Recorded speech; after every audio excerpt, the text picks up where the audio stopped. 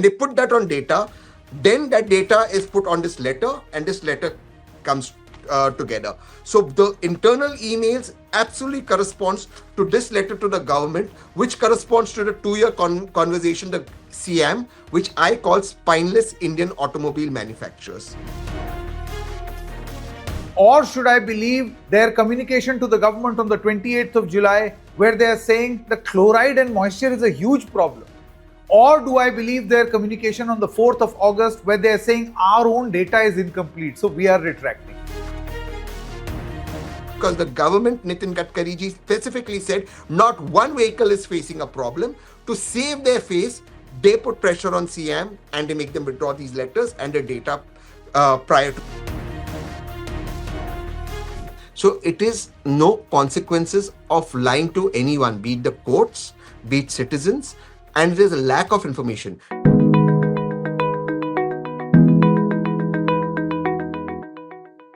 Hello and welcome. This is The Federal. You're watching me, Sanket Upadhyay. The name of the show is AI with Sanket. This is the AI of news because news in India today requires not artificial but analytical intelligence.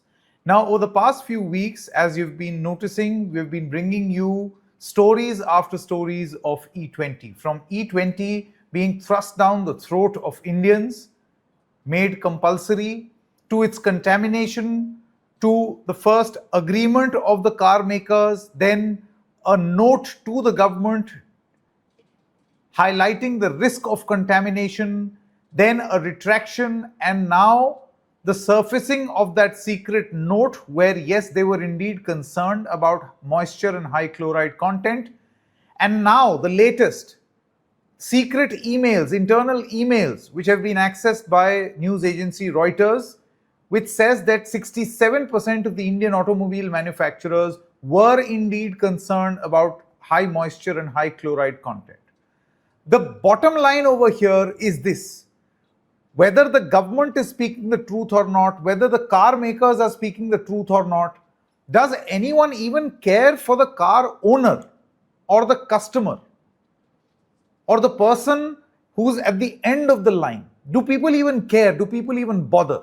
And why is it that nobody wants to talk about this? Why? Because these are big industries, big giant automakers. Not even the media is interested in highlighting this crucial point. Tehseen Poonawalla of Team Bharat, who's been raising this issue consistently with us right here, is also with us. Tehseen, let's first address the most simple yet the most complicated thing that we have observed. Nobody wants to talk about this. Not members in the media, not members or automobile manufacturers, not the Ministry of Petroleum. Nobody wants to talk about this. Are we to assume that everyone has just understood that the last mile or the last man does not matter? The car owner is the least of the priority. Thank you, Sanket, for having me on AI. Listen, it's not just car, it's also two-wheeler. So yes, they've left all of us honest Indian citizens on our own, only and only to promote the ethanol policy. I'm saying this with a lot of responsibility on your show, and I don't use words frivolously. When I was in a meeting with the petroleum ministry, I beg your pardon, and we raised the concerns of chloride in water. We will come to that, what these emails say. I was stunned with what the petroleum ministry told me.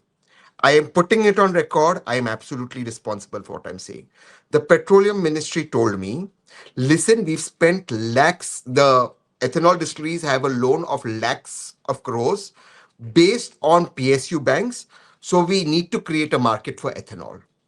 And it is true. It is our taxpayers' money that has funded them. And because there's no market, they're doing this. And there's this forced ethanol 20 policy and thereby the fallback of what is happening. So in order to safeguard the investments in ethanol distilleries, all of these policies backwards have been put into place, thus resulting in our vehicles being damaged.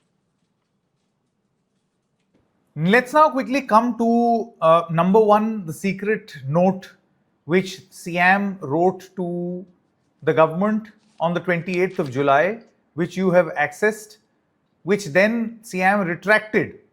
And then they said that our data is incomplete. Would you like to tell our viewers about this note that you have accessed? This note obviously came from the ministry itself because they were concerned about the lies that are being fed to us. But let's bust the lie that CM said that we didn't have insufficient data. CM members have been raising this concern at BIS committee for more than 2 years. Critically of the chloride contamination in E20 fuel was explained in the recent meetings of BIS during higher EBMG discussions. However, the decision to include chloride in the fuel specifications as mandatory quality test is pending, and taking necessary steps to ensure chloride-free fuel delivery to customers is yet to be achieved. So CM wants us to believe that for 2 years, without data, they were talking to the Ministry of Petroleum. Do you think we are fools? They have written this. This is in writing. 2 years we've been raising this. Specifically for E20 petrol. It's written in black and white. So how can So, the data be less? yeah, so on the 20th of July, this letter was written out of concerns because they carried out their internal survey. You claim that for 2 years. In fact, now I would like to bring your attention to a Reuters report.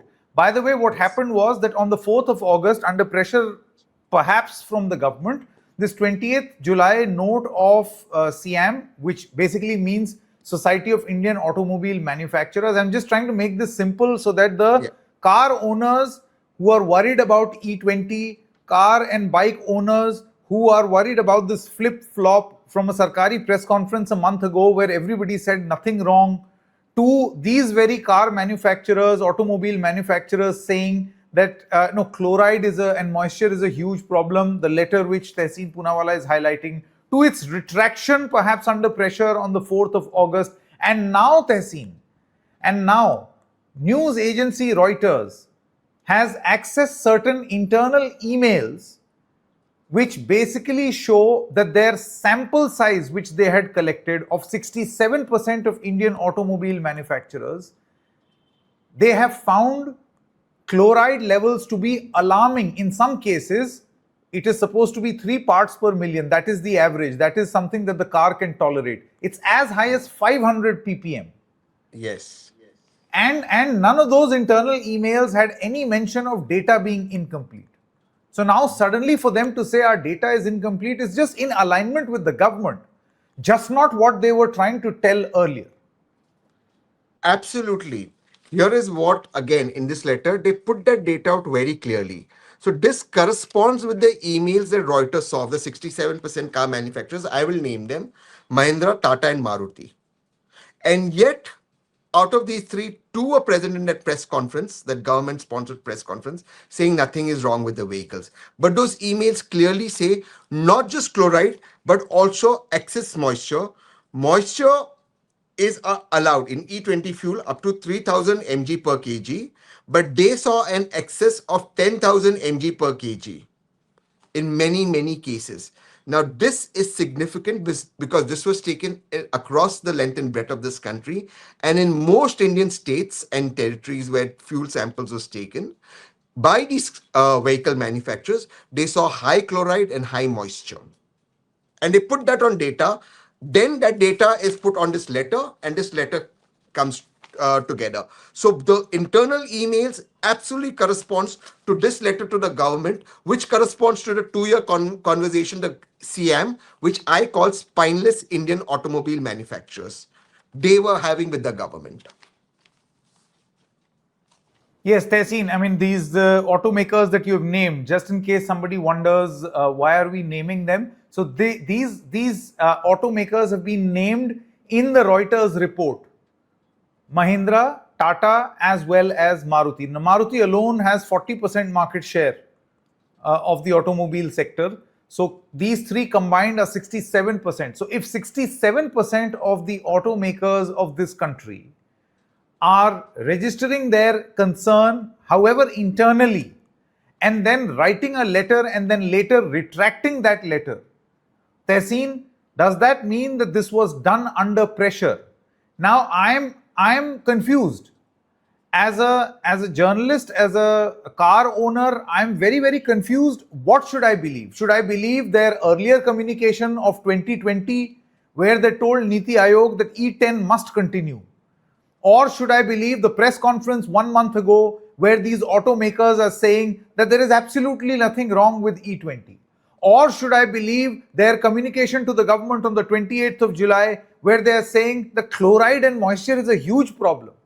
Or do I believe their communication on the 4th of August where they are saying our own data is incomplete, so we are retracting?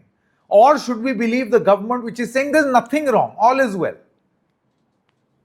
The government is absolutely lying, shamelessly lying. They told us, look, if E20 the consumption falls down, there's so much loans on these ethanol distilleries from PSU banks. How will we create a marketplace? So to create a marketplace, they're blending it with our petrol without having the necessary infrastructure. Part of that infrastructure is to prevent the moisture by having storage. Now let's come to who to believe. Obviously, there was no pressure on the automobile manufacturers from us, we the people, or documents when they were talking to the government. So why did the automobile manufacturers in the beginning talk to the government and speak about these problems? Because if you go back to the CM letter of 28th July, the automobile manufacturers say CM members are observing a huge increase in the issues in customer vehicle parts and replacement like fuel injectors, fuel pumps, EJ valve, exhaust and parts that are in direct contact with fuel or engine emission gases. Now, the reason is because these parts were getting spoiled in very high quantity, as they themselves put on letter, customers like you and I wanted a replacement. They could replace one, they could replace two, but to replace so many of them together was almost impossible. Therefore, now in concern, they write to the government, a conversation starts.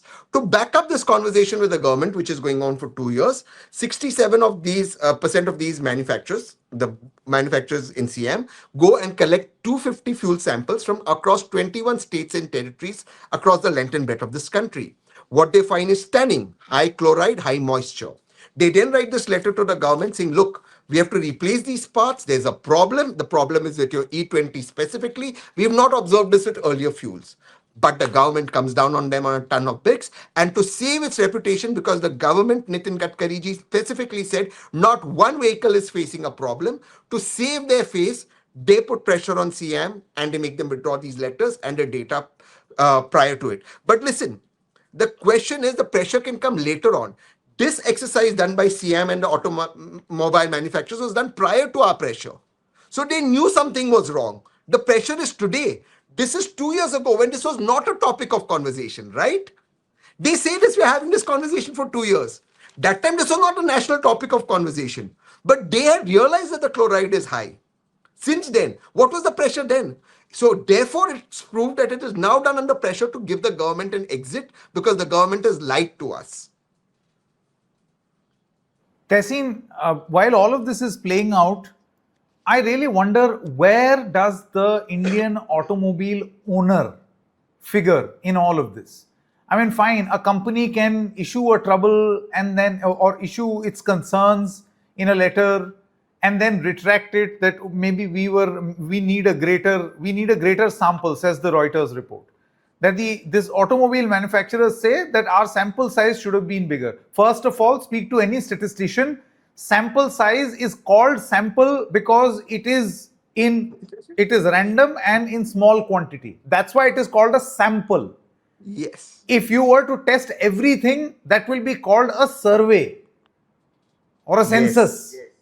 Right? So first, let's get the terminology right. And whenever it's a normal research tool, that if you want to check something, the efficacy of something, you do get some samples and carry out a survey. And if I look at the sample size, it is not small. For you to have footprint in 28 different states is not a small sample size. To find contamination in 18 of those states is not a small sample size. So what is happening is that now, perhaps under pressure, Tehseen, from the government, Siam has also started saying that maybe our sample size was low and we'll do this again. This looks like an afterthought. And I want to ask you, does the end user or the automobile owner even matter What should I believe? Just one thing, this sample size is such, sorry for pardon my French, such BS, and I'll tell you why. If there is moisture, there is moisture. That petrol is ruined because it's E20, ethanol attracts moisture. So there will be a phase separation. So whether it's one or no, the entire tank is ruined, which is why the storage tanks had to be upgraded as per the ARI report before we roll out the E20 mandatory program. So again, yes, you may have taken one sample, but if the moisture levels are as high as they claim, the entire fuel is spoiled. And look at what the government did. Government says, look, none of the vehicles are spoiled due to ethanol 20. They're spoiled because of adulterated fuel. So now you have evidence of the fuel being adulterated, which is specifically ethanol 20. Now coming to do the users matter. No, they don't.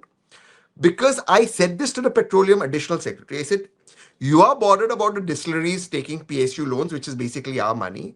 What about the loans we have taken to buy the vehicles? What about our vehicles? We are honest people who pay our taxes, and after paying taxes, we now buy a vehicle and we pay taxes on it 15 years in advance. What about us? He's saying, नहीं नहीं आपकी गाड़ी में तो थोड़ा सा कमी हो जाएगी एवरेज का थोड़ा सा पार्ट्स खराब होगा उससे क्या फर्क पड़ता है देश का नुकसान नहीं होना चाहिए additional secretary petroleum told me this tell him if he has the guts to come on your show and say he didn't say this to me this is the shamelessness with which this government is functioning. That Sanket's vehicle gets spoiled, Tehseen's vehicle gets spoiled, but Nitin Gadkari's son's ethanol distilleries market share should remain upstairs and the ethanol should share. This is where they're operating from, so they don't care about us. They don't care about us. It's as simple as that. I think it becomes all the more important where this information, and this is not stuff which is made up, this information is put in the public domain. What I find absolutely tragic is that even well meaning journalists, automobile enthusiasts, automobile YouTubers, and journalists, everyone wants to stay away from commenting on automakers. Why? Perhaps because of advertisement pressure, because of they won't be allowed or won't be given the next car for review. I understand all those things, but does no one have the responsibility towards an end automobile user? You and me, we go and buy a car. Is there no accountability or responsibility towards this person? And there are crores and crores and crores of such people. And right now, those people are confused between a statement, a retraction. A government statement, first denial, then admission. And in the middle of it, somewhere is the truth which nobody knows. Or attempts are being made, Tehseen, to make sure that nobody knows. The idea is not to spread panic. The idea is to spread awareness. Do you feel that these agencies, automobile companies and the government, are facilitating the right information reaching the people? Or is this a giant E20 cover up? A giant E20 cover up. They're not letting information come out. In our meeting, they told us all documents will be made public. Where are the documents being made public? They're just lying to citizens. If you are copying the policy of Brazil and the United States of America, documents are in public domain. Why aren't documents here in public domain? Why are documents withdrawn? Why are documents hidden? That's the point. And the point is that even to the honorable courts, there's lies and there's no consequences. Union Minister Nitin Gadkari ji told Bombay High Court he has nothing to do with the ethanol policy. Whereas he himself is on record saying, I copy pasted it from America. So it is no consequences of lying to anyone, be it the courts, be it citizens, and there's a lack of information. Their idea is if you don't give information, if you starve people, if you bully people, if you don't allow automobile journalists to take it up, if you don't allow independent journalists and media channels to take it up, the story will die down.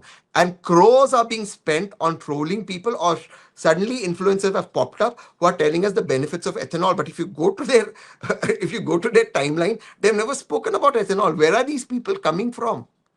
So all of this is being done to just put a policy that is ill thought of on us without caring about you and I, the end person. And yet they're not able to sell this policy to the people because the people understand what is going on. And as you had rightly said, and you've spoken about this, for the first time, petrol car sales have come down. Diesel car sales have gone up. People are moving to diesel because people understand what's going on. You cannot fool the market. You can manipulate it. You can't fool the market. Exactly. I mean, it's the end user, the end consumer who is facing the brunt of this confusion. Brand new E20 petrol cars are not getting sold. Your diesel cars have seen an uptick, CNG has seen an uptick, EV has seen an uptick, which clearly means that the people of this country are a little uncertain about petrol's future, especially the manner in which it is being positioned. Thank you very much, Tehseen Poonawalla, for your Thank you, time. Sanket. Thank you. Thank you.